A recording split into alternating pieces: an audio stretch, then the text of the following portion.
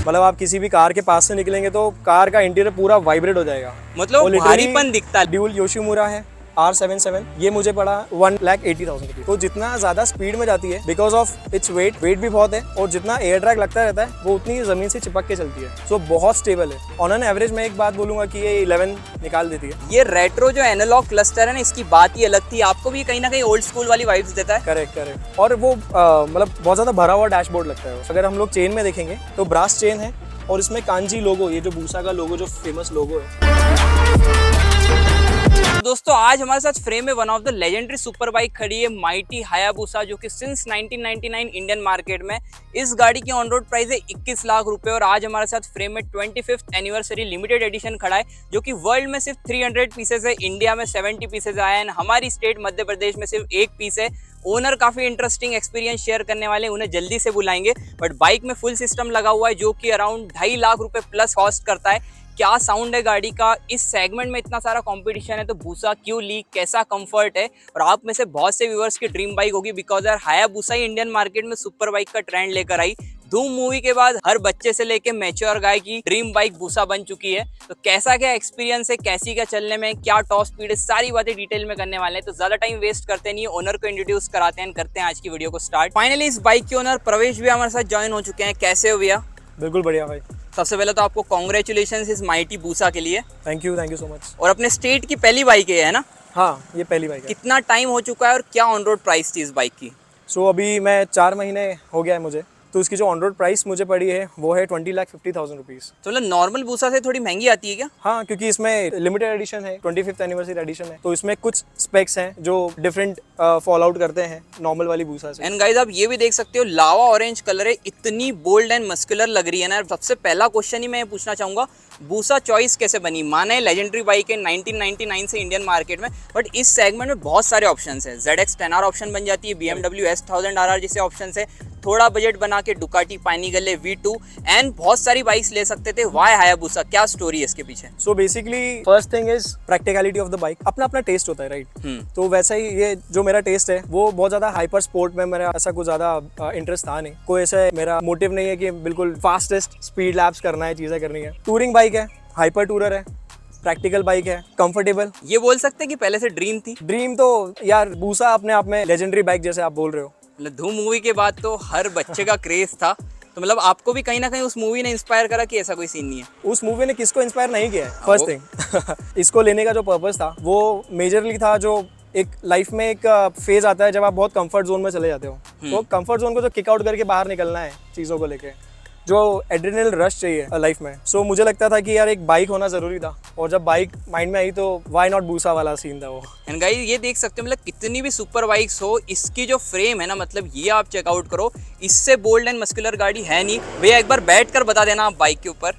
Sure. मतलब ये आप चेकआउट करो। मतलब इसके अगर राइड एक्सपीरियंस की बात करें तो अभी कहीं लॉन्ग राइड आपने करी है इसके साथ? अभी बहुत लॉन्ग तो नहीं की है मैंने, बट मैंने अप्रॉक्स इसको 300 kilometre in total one day में चलाया है। सो काफी कंफर्टेबल है, काफी निम्बल है, और मुझे लगता है कि जो रोड प्रेजेंस है इसका वो तो है ही है कहीं ना कहीं, लेकिन हम राइडिंग स्टाइल की, राइडिंग पोस्चर्स की बात करें तो काफी कंफर्टेबल सा फील होता है इसको। एंड इसका जो वेट है वो भी सेगमेंट में सबसे ज्यादा है ना? वेट सबसे ज्यादा है, 266 kgs है कर्व वेट, और थोड़ा सा मुश्किल रहता है ये ट्रैफिक में, स्पेशली इंडियन रोड्स में, इंडियन ट्रैफिक में काफी प्रॉब्लम रहता है इस चीज को लेके, but still it's a good bike. कितनी टॉप स्पीड ले जा चुके हैं अभी तक?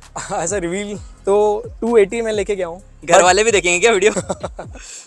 उनको पता है। अच्छा 280, बट रिकमेंड करूंगा नहीं करें, क्योंकि बट यार देखो एक बार तो कोई ना कोई ट्राई करता ही है, बिकॉज इतनी महंगी बाइक ली है। वही चीज़ है कि जब आप ट्राई कर रहे हो, थोड़ा सा आप जो आप रोड जिसमें फेमिलियर हो, और जैसे मैंने जब किया था तो बिल्कुल अर्ली मॉर्निंग संडे राइड्स पे किया था, जो मैं फेमिलियर था उस रोड से, उस हाईवे से, बट स्टिल मैं रिकमेंड नहीं करूंगा वो चीज़ करने का। हाई स्पीड पे मतलब स्टेबिलिटी कैसी थी? अगर इसे 10R आपने चलाई है, S1000 चलाई है, तो इसकी क्या USP है?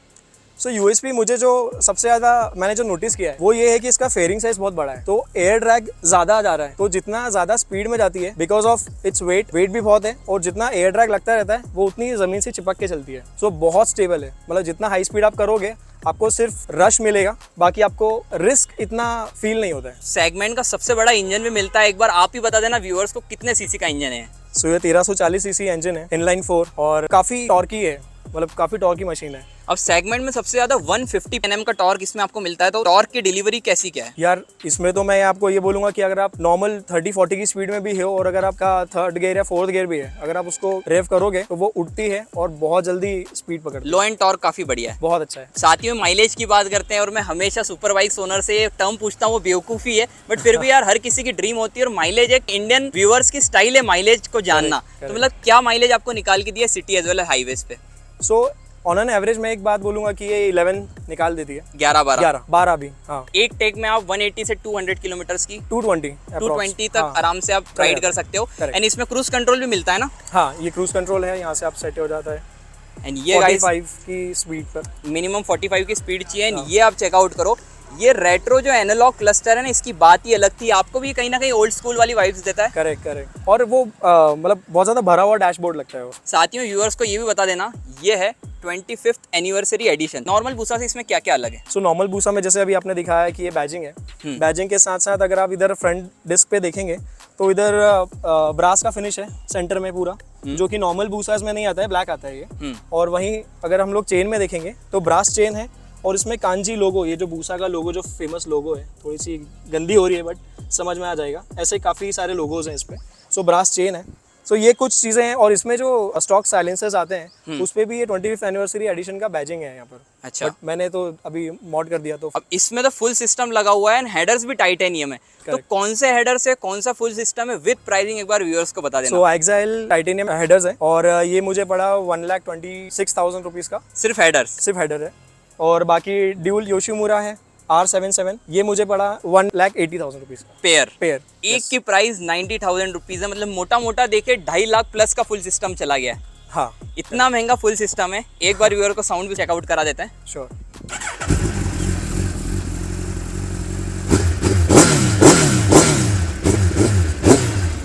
मतलब इतनी सुपर बाइक्स मैंने देख ली, बूसा इतना बेस तो कौन सी भी सुपर बाइक नहीं देती है। राइट। और कैसा क्या इसका एग्जॉस्ट थंब आपको लगता है as compare to other super bikes? So इसका डाउन शिफ्ट पे काफ़ी अच्छा रिस्पॉन्स है। जो साउंड ये डाउन शिफ्ट पे बनाती है, मतलब आप किसी भी कार के पास से निकलेंगे तो कार का इंटीरियर पूरा वाइब्रेट हो जाएगा। मतलब भारीपन दिखता है, लाउड नहीं है। हाँ, भारी बहुत है, बहुत भारी। गाड़ी दिखने में भी भारी है, साउंड में भी भारी है। और क्या यूएसपी आप शेयर करना चाहोगे जो हायाबुसा को डिफरेंट बनाती है इंडियन मार्केट में? सो बेसिकली जैसे इसका पहले तो मैं ये बात करूंगा कि जैसे आपने बताया था कि why not Ducatis and other thing और वाई हायाबुसा। सो पहली चीज प्रैक्टिकलिटी, हाइपर सीटिंग नहीं है। जो कमिटेड एक पोस्चर होता है वो पोस्चर नहीं है, थोड़ा सा बेटर है, थोड़ा सा टुवर्ड्स लॉन्गर साइड है, थोड़ा सा आपको थोड़ा आगे जाके बैठना पड़ता है, बट स्टिल काफी प्रैक्टिकल बाइक है इंडियन रोड्स के हिसाब से। सस्पेंशन इसके बहुत अच्छे हैं। बाकी जो बाइक्स हैं वो ट्रैक फोकस बाइक्स, तो उसमें बेसिकली क्या है ना, काफी जर्की रहता है राइडिंग। आप जब एंकल्स में, बैक में पेन होता है, वो इसमें इशू नहीं आएगा। हाँ, इसमें नहीं है, कंपैरेटिवली बहुत लेस इशू है। इसमें क्या प्रोज एंड कॉन्स आपको फील हुए? प्रोज की तो बात हालांकि हमने कर ली, क्या नेगेटिव्स आपको फील हुए? नेगेटिव सबसे ज्यादा मुझे ये लगता है कि इसका जो ब्रेकिंग है वो थोड़ा सा और बेटर हो सकता था। बट अगर हम लोग फिजिक्स की बात करें तो बाइक वेट बहुत ज़्यादा है, हाँ, लेंथ ज़्यादा है और हाइट कम है। तो आप एज्यूम करिए एक स्केल के आगे अगर आपको ब्रेक लगाना है तो उसको टाइम लगेगा रुकने में। एग्जैक्टली। अगर वहीं पे अगर आप एक शीट रहेगा तो वो जल्दी रुक जाएगी। बाकी ओवरऑल कंट्रोलिंग अच्छी है, तो वैसे ब्रेकिंग से रिलेटेड कोई कॉम्प्रोमाइज नहीं करना पड़ता। कंट्रोलिंग की अगर मैं बात करूंगा तो बेसिकली आपको बहुत जो स्किल लगता है, जो ओल्ड स्कूल स्किल्स होते थे जब आप बाइक्स हैंडल करते थे, उसको कंट्रोल करते थे, किसी भी पैनिक सिचुएशन में पैनिक ब्रेकिंग होती थी। सो अगर आपको वो चीज़ आती है तो आपको इतना प्रॉब्लम नहीं आएगा। लेकिन आप नए राइडर हो और आप कुछ बहुत अच्छा इंजन चला रहे हो, लीटर क्लास चला रहे हो, उसके बाद भी अगर आप कंपेयर करोगे तो ये थोड़ा सा ब्रेकिंग परफॉर्मेंस थोड़ा कम है। मतलब आपको टेक्निक्स चाहिए प्रॉपर इसको रोकने के लिए। टेक्निक्स चाहिए। ओवरऑल अब कंक्लूजन की ओर बढ़ते हैं, ज़्यादा टाइम आपका लूंगा नहीं। बेसिक हमने सारी बातें कर ली। बूसा ले लिए, 4 महीने में 5,500 किलोमीटर चला लिए। ओवरऑल सेटिस्फाइड हो? रिग्रेट तो नहीं होता आपको डिसीजन पे?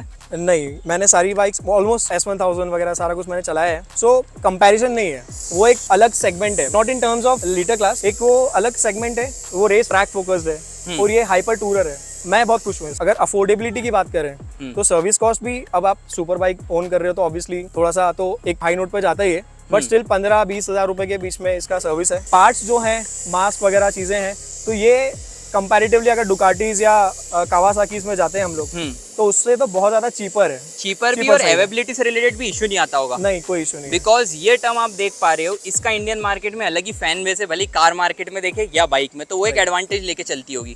ऑलराइट गाइस, यही था आज का owners experience on all new Hayabusa 25th anniversary edition. Thank you so much प्रवेश भी आपका जेन्युइन एक्सपीरियंस शेयर करने के लिए। बाकी वीडियो यहाँ तक देखी हो, अच्छी लगी हो तो यार लाइक करना, चैनल को सब्सक्राइब कर लेना। भैया की इंस्टाग्राम आईडी भी मेंशन कर दूंगा। ट्रू लवर ऑफ बुसा के कुछ डाउट्स है या फिर लेने का प्लान कर रहे हो, भैया आपको हेल्प आउट कर देंगे। कमेंट सेक्शन में भी आप कुछ डाउट हो तो पूछ सकते हो। सो गाइस, वीडियो को एंड करते हैं। यहाँ तक देखिए, अच्छी लगी हो तो यार लाइक करना, चैनल को सब्सक्राइब कर लेना। सो मिलते हैं ऐसे इंटरेस्टिंग कंटेंट के साथ।